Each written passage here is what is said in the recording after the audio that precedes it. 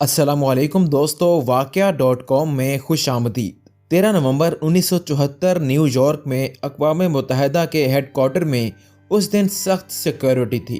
फ़लस्तीन की आज़ादी के लिए सरगर्म तंजीम PLO के सरबराह यासिर अरफ़ात को अक़वाम मुत्तहिदा की जनरल असम्बली के इजलास में तकरीर करने के लिए मदऊ किया गया था। पहली बार किसी मुल्क की क़यादत ना करने वाले किसी शख्स को ये एज़ाज़ हासिल होने वाला था। उस ज़माने में अरफ़ात के करीबी और बाद में फ़लस्तीनी इंतज़ामिया के पहले वज़ीर ख़ारजा नबील शाद को वो दिन अभी तक याद है।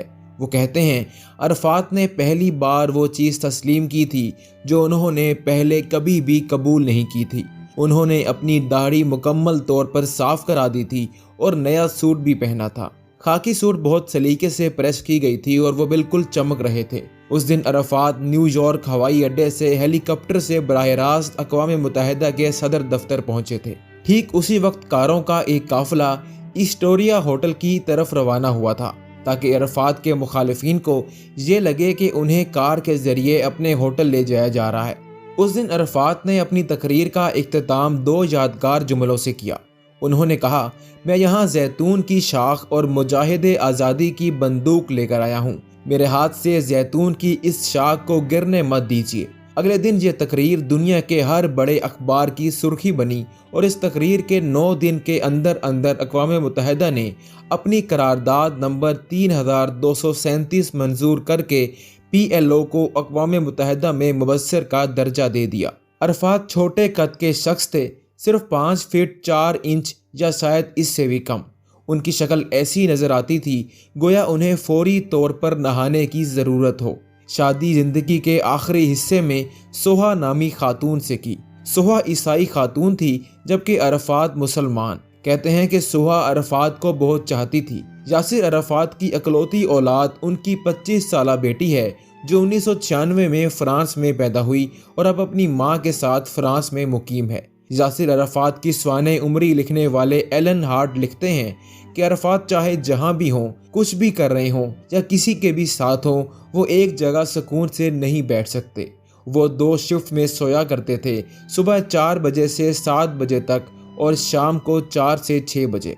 इसलिए आधी रात के वक्त अरफ़ात अपनी बेहतरीन फॉर्म में रहा करते थे। अरफ़ात हमेशा अपनी कमर में पिस्तौल लटका कर चलते थे। जब वो पहली बार अक़वाम मुत्तहिदा में तकरीर करने गए तो उनसे कहा गया कि ऑडिटोरियम में हथियार ले जाना ममनू है। समझौता इस बात पर हुआ कि वो अपनी खाकी वर्दी पर पिस्तौल का होल्डर तो लगाए रखेंगे लेकिन उसमें पिस्तौल नहीं होगी। भारत के मार्क्सी कम्युनिस्ट पार्टी के लीडर सीताराम येचूरी कहते हैं कि अरफ़ात को भी फिडेल कास्ट्रो की तरह ज़ोर से गले लगाने की आदत थी। एक बार काहिरा में जब वो मुझसे गले मिले तो मेरे पास उनकी कमर पर बंधी पिस्तौल को निकाल लेने का बहुत अच्छा मौका था।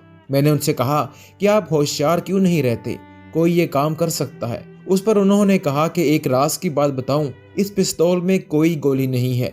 मैंने इनसे पूछा कि फिर आप पिस्तौल क्यों रखते हैं। इस पर अरफ़ात ने कहा, कई लोग जो मुझ पर गोली चलाना चाहते हैं वो ऐसा करने से पहले 100 बार सोचते हैं कि मेरे पास भी पिस्तौल है। यासिर अरफ़ात अपने हवाई सफ़र को बहुत खुफिया रखते थे और मेज़बान मुल्क को पहले से नहीं बताया जाता था कि वो वहाँ आने वाले हैं। उनका अक्सर भारत आना होता था। यासिर अरफ़ात जब भी इंडिया जाते 1-2 घंटे पहले ही खबर जाती थी कि वो आ रहे हैं। उसके बावजूद इंदिरा गांधी उन्हें हमेशा रिसीव करने हवाई अड्डे पर आ जाती थीं। वो हमेशा इंदिरा गांधी को माई सिस्टर कहकर पुकारते थे। 1983 में हिंदुस्तान में जब गैर वाबस्ता ममालिक का सरबराही इजलास हुआ तो वो इस बात पर नाराज़ हो गए कि उनसे पहले इर्दन के शाह को तकरीर करने का मौका दिया गया। भारत के साबिक वज़ीर ख़ारजा नटवर सिंह इस कॉन्फ्रेंस के जनरल सेक्रेटरी थे। नटवर सिंह कहते हैं, उस कॉन्फ्रेंस में सुबह के सेशन में फिडेल कास्ट्रो सदर थे, उसके बाद इंदिरा गांधी सदर थी। सुबह के सेशन के बाद डिप्टी मेरे पास दौड़े आए और कहने लगे कि बहुत बड़ी आफत आ गई है। यासिर अरफ़ात बहुत नाराज़ हैं और फौरी तौर पर अपने जहाज़ से वापस जाना चाहते हैं। मैंने इंदिरा जी को फ़ोन किया और कहा कि आप फ़ौरन विज्ञान भवन आ जाइए और अपने साथ फिडेल कास्ट्रो को भी लेती आइए। कास्ट्रो साहब आए और उन्होंने फ़ोन करके यासिर अरफ़ात को बुला लिया। उन्होंने अरफ़ात से पूछा कि आप इंदिरा गांधी को अपना दोस्त मानते हैं कि नहीं। अरफ़ात ने कहा, दोस्त नहीं, वो मेरी बड़ी बहन है। इस पर कास्टरो ने तबाक से कहा, तो फिर छोटे भाई की तरह बर्ताव करो और कॉन्फ्रेंस में हिस्सा लो। अरफात मान गए और शाम के सेशन में हिस्सा लेने के लिए पहुंच गए। उम्मीद करते हैं कि आपको आज की ये वीडियो जरूर पसंद आई होगी। आपसे मुलाकात होगी इंशाल्लाह एक नई वीडियो में। तब तक के लिए इजाजत दीजिए। खुदा हाफिज।